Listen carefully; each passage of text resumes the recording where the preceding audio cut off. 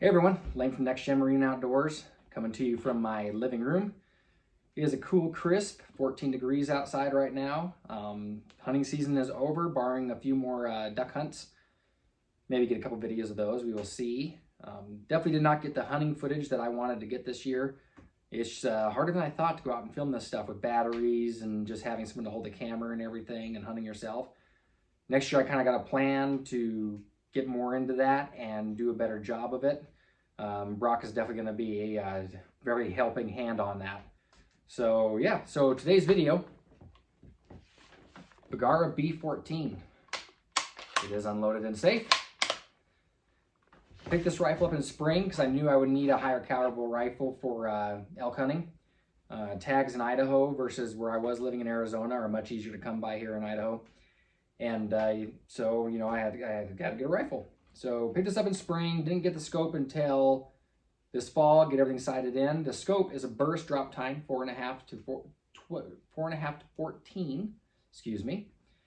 And the scope did its job. It does really well. It's definitely a lower price optic. You can tell with clarity and mirage, things like that. You know, clarity as you move up the zoom rays, everything, there's a lot to be desired. So I am changing this optic out for next season, and I will go into what I'm getting and why I got it and why I'm doing it over this in that video once I get it. But it is a company that just came out with a hunting scope in their lineup, and I'm very excited for it because I wanted this scope originally when they came out 2 years ago. I believe it was 2 years ago. But they were just too dang heavy. Just the weight on them and the size of them, they were more of a target scope, a bench scope, and I need something obviously to pack around the woods. So 7mm Ram mag is what this rifle's chambered in. Action, bases, everything's based off the Remington 700. So parts, availability, finding things for this is very easy. 2-lug bolt, it's very smooth, a good positive lockup.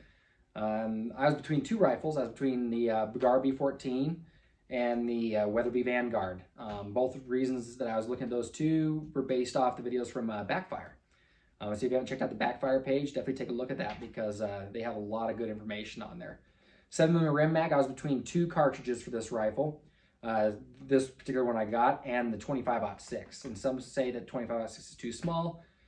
We could argue that point till death, but there's really no reason for it. You know, pick the caliber that best suits you and that you think is going to do the job and that you can accurately and comfortably shoot, and it's going to do a good job for you. So it ended up with a 7mm Ram mag just because of availability. Ended up with the Bergara B-14 pretty much for the same reason. There were a few Weatherby Vanguards out there, but none available in the calibers I was looking after. And now that I've had this rifle, I wouldn't change it for the world. I mean, this thing has been a trooper with us. Weight-wise, it's about the same weight as the Vanguard, which is okay because 7mm Ram mag, you want a little bit more of a weighty rifle. That being said, you know, on my hunts, I've been hiking. We did about 17 miles of my wife's hunt, looping around in the woods there. So as far as packability, this rifle could definitely do it with a scope package. I wouldn't get too heavy on your scope and weigh it down much more, but it definitely does the job.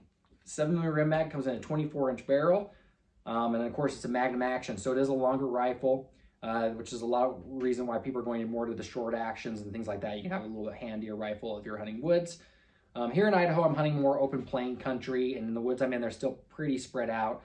I didn't have hang-up issues or anything like that, you know, packing it around.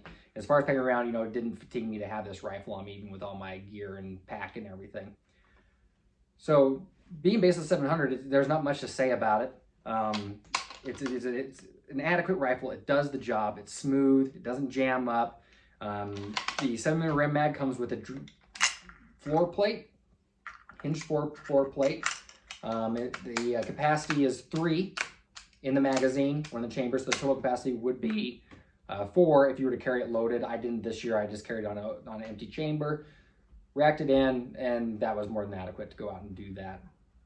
Lots of ammunition for 7mm Ram mag, which is also why I'm glad I chose this rifle. I still don't think I've seen more than maybe one box of 25-06 on the shelf. So definitely a good choice on my part to go with this one right here. Otherwise, I wouldn't have had ammunition. Fortunate enough to take 2 elk this year. One myself and then my wife one also, both with this rifle. I shot mine at 430 yards, if I remember correctly. and dropped him down. It was a little antlerless bull, probably a yearling. Tastes delicious. My wife got a big old cow. 70 rim mag is more around to do the job as long as you put it in the right area. I ended up hitting mine in the rear hind and knocking him down and having to finish the job down there. So definitely, and I believe that was both a me thing, and the scope just is not set up to make those kind of shots. To me, this drop tine, if you're within 100 yards, a tree stand hunter or anything like that, deer hunting, it'll do a great job for you. So I wouldn't poo-poo away and look away from the scope. It's just not, for open country out here in Idaho, I need a little bit something that can actually reach out there and everything. My wife shot hers at about 110 yards. Perfect through the lung shot, but of course elk are very strong. So we ran back and got my pack, went up. She put another great shot on it, knocked it down with a spine shot, and then we walked up to it and that did the job. So I will post a video. Actually, I have a video of that. It's not great. You don't see the shot of the elk or anything as far as the initial shot, just because I was helping her and we were in a big herd. It was very overwhelming. Next year, I'll definitely do a better job at that. But I'm going to post a video on that so you can see that one get taken down. I didn't even film mine because I was essentially by myself as far as my hunt went. I did have 2 people with me, but they were also hunting. So it wasn't like I had a film guy or anything. So it was just tougher. And with the GoPros, the batteries die so fast. You're constantly having to maintain those things. And it just would have been tough. So I didn't get it filming mine, unfortunately. As far as the rifle itself, there's not much more I can say about it. It's a rigid rifle. It is pillar bedded and floated. So accuracy wise, they guarantee sub MOA at 100 yards. It's every bit of that. It does phenomenal. Sighting it in and everything from a bench, this thing is just a tack driver. It really is. So I'm happy with my decision there. Sling wise, just a basic sling. I don't even know who this was made by. Outdoor Connection. So it's an Outdoor Connection sling. I believe it's a fast adjust. I don't even know quite how to do that. I just kind of set it and forget it. I like basic slings. I don't need, a bunch of stuff on it or anything. One thing with elk hunting that I think I'll move in the future is either a stock pack for some extra ammunition on the stock, or maybe change the sling out to where it has a few some ammo loops in it. At least 3. They're just harder animals than I anticipated to take down. So there's a couple of things I learned. The trigger on the Bergara is, it is absolutely phenomenal. You got your safety up here on the tang. Probably 2.5 pounds. They're not adjustable trigger on this rifle. You have to move with their higher end rifles to get their adjustable trigger. I don't know why you'd want to adjust it. There's no trigger. If you know how to pull a trigger and squeeze through your shot, it's going to surprise you every single time it goes off. And actually, when I shot at my elk, I shot so good and so loose that I almost scope-eyed myself. The rifle recoiled and I could feel that scope get very, very close to where it almost kissed me. So the trigger on this rifle is phenomenal. The stock, some guys don't like the look of the stock. They call it like a garage floor looking stock. I actually really like it, and I chose the stock specifically. And I believe I'm going to pick up my wife the B-14 Ridge rifle, which is in the gray. And I think that's a great looking rifle too. Number 4 taper barrel. My wife is going to have the number 5, which is a little bit thicker down towards the front, a little bit less taper, and is also threaded.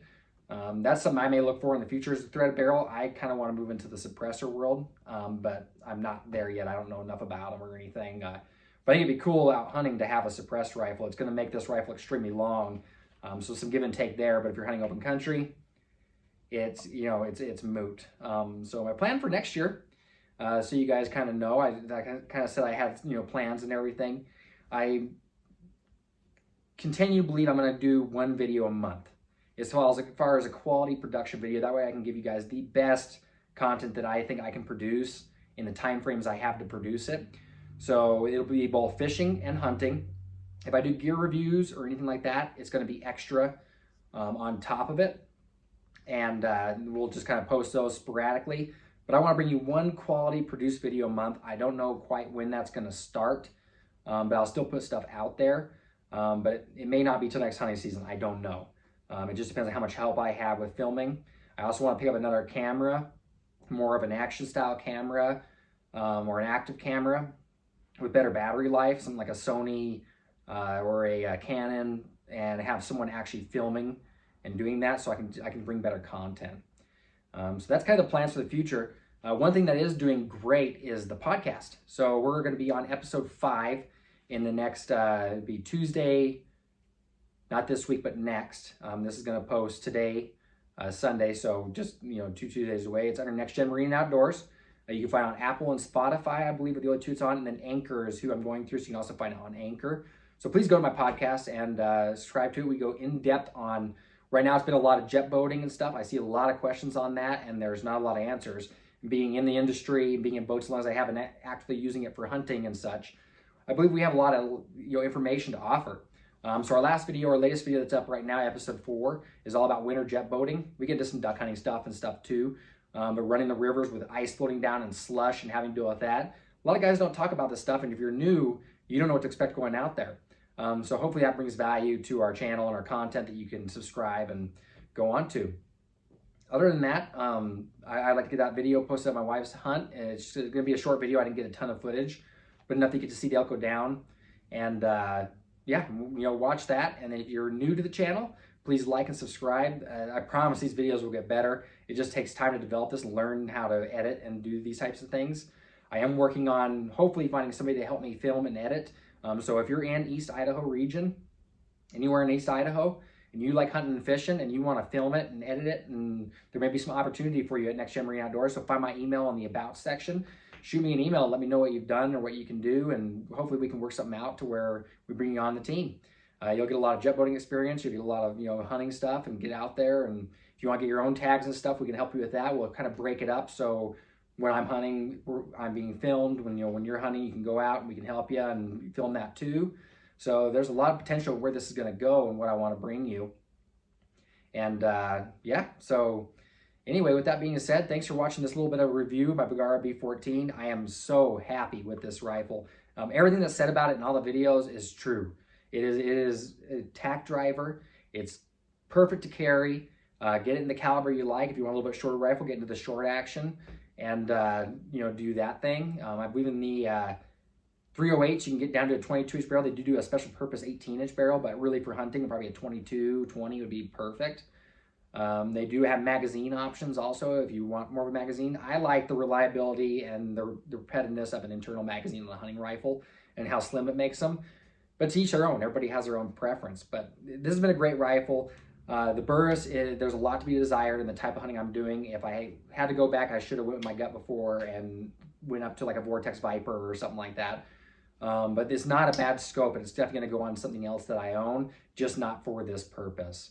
Other than that, guys, thanks for watching my video, and like and subscribe for more, and we're going to bring you lots and lots in the coming future, and make sure to go to the podcast also. It's going to be more frequent. Right now it's every 2 weeks.